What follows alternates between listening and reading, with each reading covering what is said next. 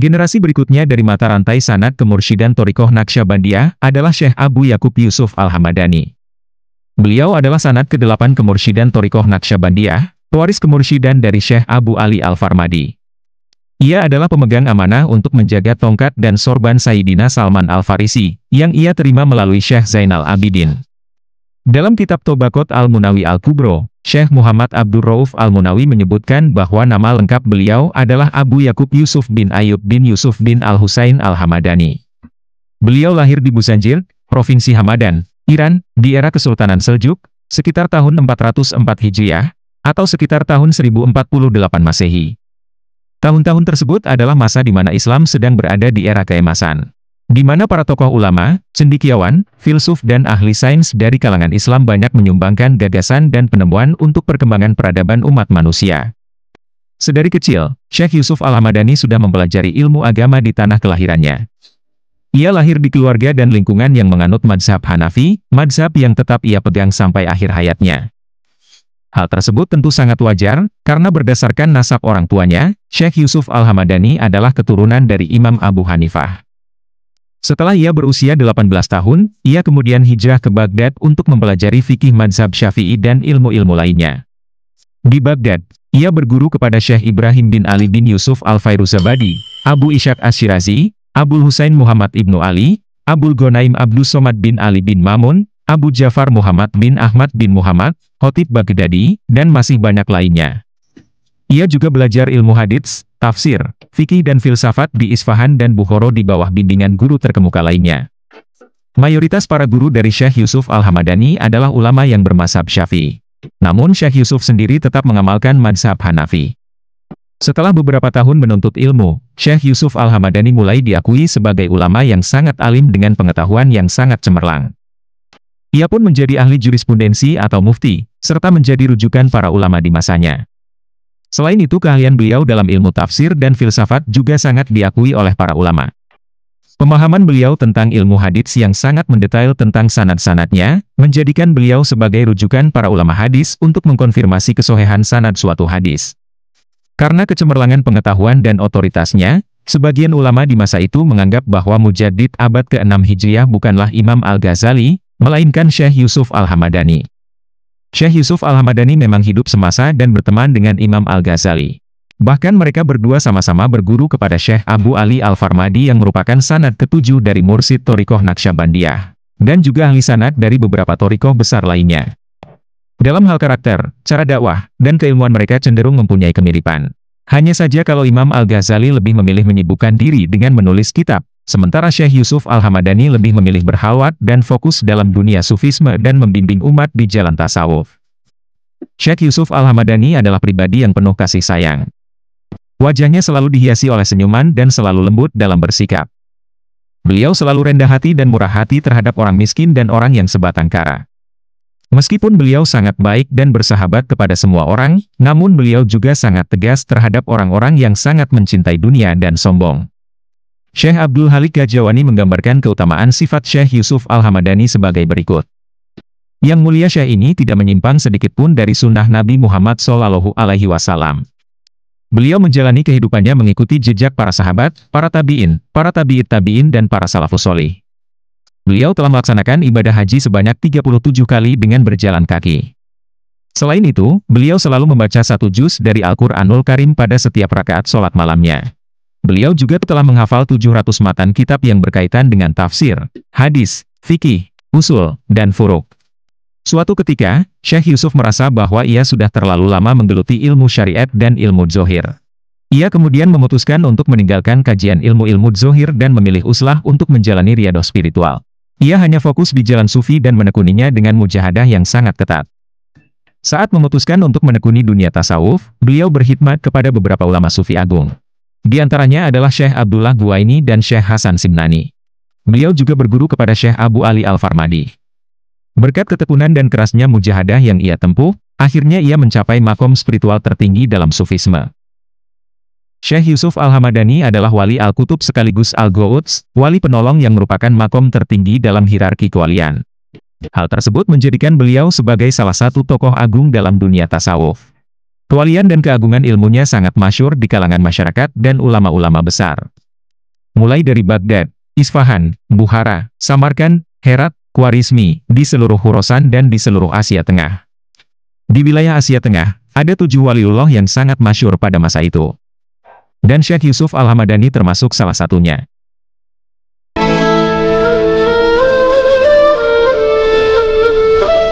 Kira-kira pada tahun 1080 Masehi, Syekh Yusuf dan beberapa pengikutnya pindah dari Baghdad ke Khorasan, tepatnya ke daerah Merv yang masuk dalam wilayah Turkmenistan kini. Beliau menetap di sana dan mendirikan sebuah tempat pendidikan sufi. Pengetahuannya yang luar biasa menarik banyak salik, cendekiawan, dan orang-orang soleh untuk berkunjung ke pusat pendidikannya di Merv, untuk mendengarkan ajaran dan nasihat darinya. Pusat pendidikannya menjadi tempat yang paling banyak dikunjungi para salik. Sampai-sampai, orang-orang menamai pusat pendidikan tersebut sebagai Ka'bahnya Tanah Khorasan. Meski menetap di Merv, Syekh Yusuf Al-Hamadani sering bepergian ke Herat, Afghanistan untuk berdakwah. Ia menyambangi rumah-rumah orang non-muslim dan memperkenalkan Islam dengan sangat rinci kepada mereka dengan cara yang santun dan lembut. Ia juga menceritakan tentang kemuliaan akhlak dan pribadi Nabi Muhammad SAW kepada mereka. Karena semangat dakwahnya tersebut, beliau berhasil menjadi wasilah masuk Islamnya 7.000 orang penyembah berhala. Ia juga sering menyampaikan nasihat dalam majelis-majelis. Dalam pidatonya, ia sering mengemukakan beberapa hal tentang ruhani atau aspek metafisis dari dimensi internal diri, yang ia sampaikan berdasarkan pengetahuan dan pengalaman pribadi beliau atas khazanah ilmu Allah yang dikaruniakan kepadanya. Namun karena hal tersebut bersifat esoteris, beliau sering menggunakan metafora atau kiasan dalam penyampaiannya, agar bisa menjelaskan rahasia-rahasia yang pelik yang hakikatnya hal tersebut hanya bisa dipahami oleh para wali Allah. Syekh Yusuf menjelaskan, bahwa para wali menerima pesan dari Allah bisa dari berbagai cara, tergantung bagaimana Allah menghendaki dan tergantung dari keunikan diri masing-masing wali tersebut. Menurut beliau, sebagian dari wali Allah mendengar langsung firman-Nya melalui kesaksian transenden. Sebagian wali lainnya mendengar melalui sifat wahdaniyahnya Allah, sebagian lagi melalui sifat kuasanya Allah, dan sebagian lagi melalui rahmatnya Allah.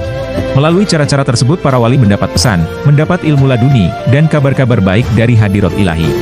Yang tentunya para wali tersebut bisa memahami makna terdalam dari pesan ilahiyah yang ia terima. Sebagian lagi dari mereka ada yang tenggelam dalam keabadian sifat-sifatnya Allah, dan Allah menjadikan saksi atas mukasyafah hamba-hambanya yang terpilih, dengan menghiasi mereka dengan amal salih dan memanifestasikan sifat-sifatnya ke dalam diri mereka.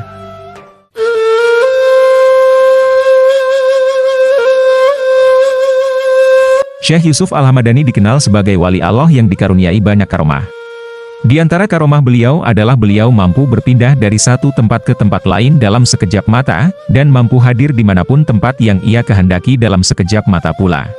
Beliau juga mampu mengetahui isi hati dan pemikiran orang lain dengan sangat tepat dan rinci dan mampu mengetahui masa depan seseorang dengan sangat tepat pula. Para ulama menyebutkan bahwa karomah-karomahnya bersumber dari nama Al-Qoharnya Allah, yang merupakan salah satu dari 99 Asmaul Husna. Dalam satu riwayat dikisahkan, suatu ketika Syekh Yusuf Al-Hamadani sedang memberikan nasihat dalam satu majlis. Saat itu ia sedang menjelaskan tentang kajian-kajian dalam ilmu tasawuf. Lalu tiba-tiba datang 2 orang yang berpemahaman tekstualis dan langsung menyela dan mengkritik Syekh Yusuf Al-Hamadani dengan kata dan nada yang kasar. Mereka berkata, "Diamlah kau telah melakukan bid'ah." Syekh Yusuf Al-Hamadani langsung menjawab perkataan orang tersebut dengan nada yang keras dan tegas. "Jangan bicara perkara yang tak engkau pahami. Kalau kalian mengingkari hal-hal spiritual, lebih baik kalian mati saja." Begitu beliau selesai mengucapkan kata-kata tersebut, 2 orang tekstualis yang memprotes Syekh Yusuf tersebut tiba-tiba langsung jatuh dan meninggal seketika itu juga. Dalam riwayat lain diceritakan juga, bahwa ada 3 pemuda di kota Baghdad yang berniat untuk berkunjung ke kediaman Syekh Yusuf Al-Hamadani. 3 pemuda tersebut adalah Ibnu Sako, seorang pelajar dari sekolah Nizamiyah. Pemuda kedua adalah Abu Said Abdullah bin Abi Asron, seorang pelajar yang menekuni fikih mazhab Syafi'i. Yang ketiga adalah seorang pemuda pencari ilmu yang level kealiman pemuda tersebut jauh lebih minim dibandingkan kedua temannya yang disebutkan di awal. Ketiganya adalah pemuda yang gemar dan sering mengunjungi para ulama dan tokoh yang diakui sebagai waliullah. Apalagi apabila sang wali yang dimaksud adalah wali yang masyhur dengan karomah-karomah dan keutamaan-keutamaan. Mereka akan sangat antusias untuk berkunjung meminta nasihat dan barokah dari sang wali tersebut. Ketika itu, cerita tentang karomah dan kemuliaan dari Syekh Yusuf Al-Hamadani sudah menjadi buah bibir di kota Baghdad. Saat cerita tersebut sampai ke telinga tiga pemuda tadi, mereka langsung memutuskan untuk sowan atau bertamu ke kediaman Syekh Yusuf Al-Hamadani. Saat dalam perjalanan menuju kediaman Syekh Yusuf Al-Hamadani, ketiga pemuda tersebut saling mengutarakan niat mereka untuk bertemu sang Syekh. Pemuda pertama yakni Ibnu Sako, berkata, "Aku akan menguji kealiman sang Syekh dengan memberikan pertanyaan yang tidak akan mampu ia jawab sampai ia merasa kebingungan." Dan pemuda kedua, yakni Abu Said Abdullah bin Abi Asron berkata, "Aku akan menanyakan sesuatu kepada sang Syekh dan aku ingin tahu apakah beliau mampu menjawabnya atau tidak." Sementara pemuda ketiga berkata, "Aku berlindung dari menanyakan sesuatu kepada Syekh Yusuf Al-Hamadani. Niatku hanyalah mengharapkan barokah dan pencerahan ilmu ilahi dari sang Syekh." Sesampainya di kediaman Syekh Yusuf Al-Hamadani, ternyata Syekh Yusuf tidak ada di sana. Ketiga pemuda tersebut sepakat untuk menunggu kedatangan sang Syekh. Mereka berpikir, barangkali Syekh Yusuf sedang pergi ke suatu tempat dan akan segera datang. Namun saat ketiga pemuda tersebut sedang menunggu, tiba-tiba Syekh Yusuf sudah ada di hadapan mereka. Mereka bertiga tentu sangat terkejut melihat Syekh Yusuf sudah hadir di hadapan mereka dalam sekejap mata tanpa diketahui kedatangannya. Syekh Yusuf Al-Hamadani langsung menunjukkan muka marah dan menatap Ibnu Sako dengan sangat tajam sembari berkata, "Wahai Ibnu Sako, beraninya kamu berniat menanyakan sesuatu kepadaku dengan niatan ingin menguji pengetahuanku dan ingin membuat aku bingung. Pertanyaanmu adalah ini dan jawaban untukmu adalah ini." Ibnu Sako tentu sangat terkejut karena Syekh Yusuf bisa tahu niatnya serta pertanyaan berikut dengan jawabannya sebelum pertanyaan itu ditanyakan kepadanya. Syekh Yusuf kemudian melanjutkan perkataannya, "Sesungguhnya aku melihat api kekufuran berkobar di hatimu wahai Ibnu Sako." Selanjutnya Syekh Yusuf Al-Hamadani menatap Abu Said Abdullah bin Abi Asron seraya berkata, "Wahai Abdullah, apakah kamu ingin bertanya kepadaku dengan niatan ingin mengetahui jawabanku? Pertanyaanmu adalah ini dan jawaban untukmu adalah ini." Atas jawaban dari sang Syekh, Abi Said juga ikut terkejut dan heran. Kemudian Syekh Yusuf lanjut berkata, "Wahai Abdullah, kau akan diuji dengan harta dan kekayaan yang berlimpah ruah karena ketidaksopanan sikapmu kepadaku." Setelah selesai berkata kepada Abu Said, Syekh Yusuf kemudian memandang pemuda terakhir sembari berkata kepadanya, "Mendekatlah anakku, saya akan memberkatimu." Pemuda tersebut kemudian mendekat kepada Syekh Yusuf Al-Hamadani. Syekh Yusuf berkata lagi, "Engkau telah memuaskan Allah dan Nabi-Nya dengan kemuliaan akhlakmu dan penghormatanmu yang pantas kepadaku. Saya melihat di masa depan engkau duduk di tempat tertinggi di Baghdad dan berbicara serta membimbing orang-orang. Di kemudian hari kau akan berkata kepada orang-orang bahwa kakimu berada di leher setiap wali. Aku juga melihat setiap wali di zamanmu bersujud kepadamu karena makom kewalianmu yang agung." Setelah selesai menyampaikan kata-katanya kepada si pemuda terakhir, dalam sekejap mata Syekh Yusuf Al-Hamadani tiba-tiba menghilang dari hadapan ketiga pemuda tersebut. Waktu kemudian berlalu. Apa yang dikatakan Syekh Yusuf Al-Hamadani tentang nasib tiga pemuda tadi benar-benar menjadi kenyataan. Si pemuda pertama, yakni Ibnu Sako, menjadi seorang ulama yang sangat menguasai ilmu agama dan ilmu kalam. Kealimannya mengungguli semua ulama di masanya. Ia sering berdebat dengan para ulama dan berhasil mengalahkan mereka semua. Kemampuan Ibnu Sako akhirnya sampai ke telinga Khalifah, sang penguasa di Baghdad pada masa itu. Sang Khalifah memanggil Ibnu Sako untuk menjadi salah satu ahli hukum di istana. Dan suatu hari, Khalifah mengutus Ibnu Sako untuk pergi ke kerajaan Bizantium untuk mendebat para pendeta Kristen di kerajaan itu. Ibnu Sako pun mematuhi perintah Khalifah dan pergi ke kerajaan Bizantium. Sesampainya di kerajaan Bizantium, sang raja memanggil seluruh pendeta Kristen yang ada di kerajaan itu untuk berdebat dengan Ibnu Sako. Dalam perdebatan itu, seluruh pendeta Kristen yang ikut berdebat dapat dikalahkan oleh Ibnu Sako dengan sangat mudah. Para pendeta itu tidak mampu melawan setiap argumen yang dilancarkan oleh Ibnu Sako. Melihat kemampuan Ibnu Sako dalam berdebat, sang raja merasa sangat kagum. Sang raja kemudian mengundang Ibnu Sako dalam penjamuan keluarga sang raja. Dengan senang hati Ibnu Sako menerima undangan tersebut. Dan ketika Ibnu Sako sudah ada dalam perjamuan itu, mata Ibnu Sako terpaku pada putri sang raja. Ia terpesona dan jatuh cinta kepada sang putri. Dan karena hasratnya kepada sang putri tidak mampu ia bendung, Ibnu Sako kemudian meminta kepada sang raja agar sang raja menikahkan ia dengan putrinya. Sang raja kemudian berkata, "Aku menolak permintaanmu. Namun jika kau mau meninggalkan agama kepercayaanmu dan mau menjadi pengikut Kristus, aku akan menikahkan kau dengan putriku." Ibnu Sako menerima syarat tersebut. Ia murtad dan memeluk agama Kristen demi untuk bisa menikahi putri Raja Bizantium tersebut. Setelah menikah, Ibnu Sako menderita penyakit yang sangat parah. Raja kemudian mengusirnya dari istana dan ia menjadi gelandangan yang mengemis dan meminta-minta makanan kepada setiap orang yang ditemuinya. Namun dari setiap orang yang ditemuinya tak satu pun dari mereka yang memberi makan kepada Ibnu Sako. Hidupnya sangat terpuruk dan kegelapan menyelimuti jiwanya. Suatu hari ia bertemu dengan seorang yang mengenalnya. Orang tersebut bertanya kepadanya, "Apa yang terjadi padamu wahai Ibnu Sako?" Ibnu Sako menjawab, "Ada godaan yang membuatku terjatuh ke dalamnya." Orang tersebut bertanya kembali kepada Ibnu Sako, "Apakah kamu mengingat sesuatu dari Al-Quran?" Ibnu Sako kemudian membaca ayat kedua dari surat Al-Hijr yang berbunyi, "Rubama yawaddul ladina kafaru law kanu muslimin." Setelah membaca ayat tersebut, Ibnu Sako gemetar, mukanya menghadap ke arah timur dan ia terlihat seperti orang yang sekarat. Orang tersebut kemudian memegang kepala Ibnu Sako dan mengarahkannya ke arah kiblat, namun Ibnu Sako kembali memalingkan wajahnya ke arah timur. Ia mencobanya kembali, namun Ibnu Sako menghadapkan mukanya ke arah timur lagi. Di sela-sela kondisi sekaratnya Ibnu Sako berkata, "Ya Allah, ini adalah akibat dari sikap tidak hormatku kepada syafaat agungmu," yakni Syekh Yusuf Al-Hamadani.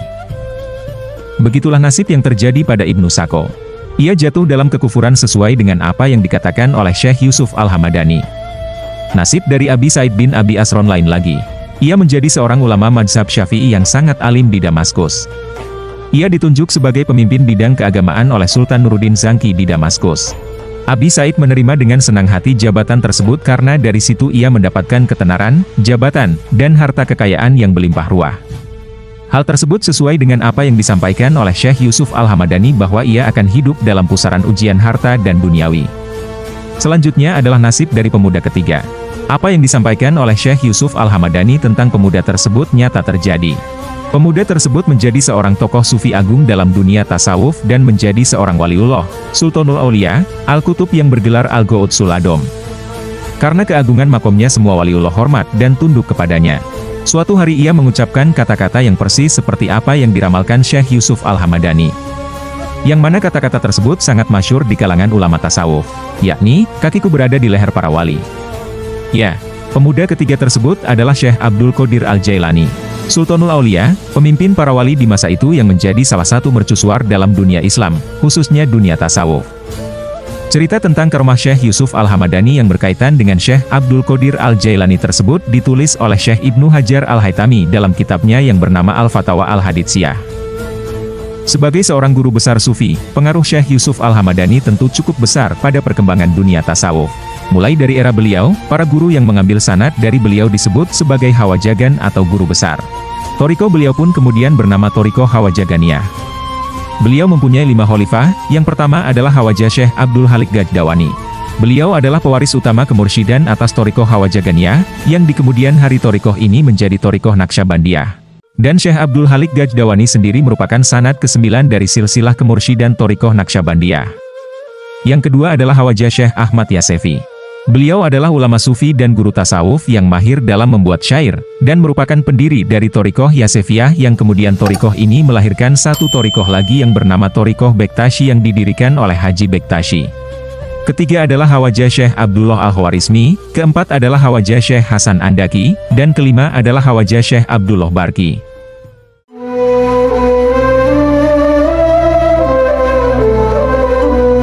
Syekh Yusuf Al-Hamadani menghabiskan masa-masa terakhir hidupnya di 2 pusat tanah Khorasan, yakni di kota Merv dan Herat.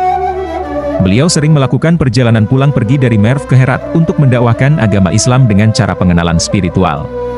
Pada suatu hari ia melakukan perjalanan dari Herat untuk kembali ke Merv, ke tempat tinggalnya. Namun ketika di tengah perjalanan, tepatnya di daerah kecil yang bernama Bamain, Syekh Yusuf Al-Hamadani berpulang dan bersatu dengan kekasihnya. Beliau wafat pada bulan Robiul Awal tahun 535 Hijriah, atau tahun 1140 Masehi, kira-kira di usia 90 tahun. Beliau pun dimakamkan di daerah tersebut. Namun selang beberapa waktu salah satu muridnya yang bernama Ibnu An-Najjar memindahkan jasad beliau untuk dimakamkan di Merv, tepatnya di sebuah daerah yang bernama Bairam Ali, dekat Merv, di perbatasan Turkmenistan. Di samping makam beliau didirikan sebuah masjid dan madrasah. Sampai kini, makam Syekh Yusuf Al-Hamadani menjadi tempat yang sering dikunjungi oleh para pencari spiritual dan peziarah yang mengharap barokah dari beliau. Demikianlah sebagian kisah dari riwayat hidup Syekh Abu Yakub Yusuf Al-Hamadani Qodasallahu Siruhu. Seorang ulama besar Sufi dan Al-Qutub dan Al-Gauds yang barokahnya mengalir kepada para wali agung dan para pendiri torikoh-torikoh besar yang sebagian besar torikoh tersebut masih lestari hingga saat ini. Cerita tentang kemuliaan, keagungan, dan karomah beliau juga banyak ditulis oleh para ulama dan para muridnya sepeninggalnya. Semoga kita semua juga mendapatkan aliran barokah dari beliau, terutama para ikhwan Naqsyabandiyah yang sanad keilmuannya tersambung kepada beliau.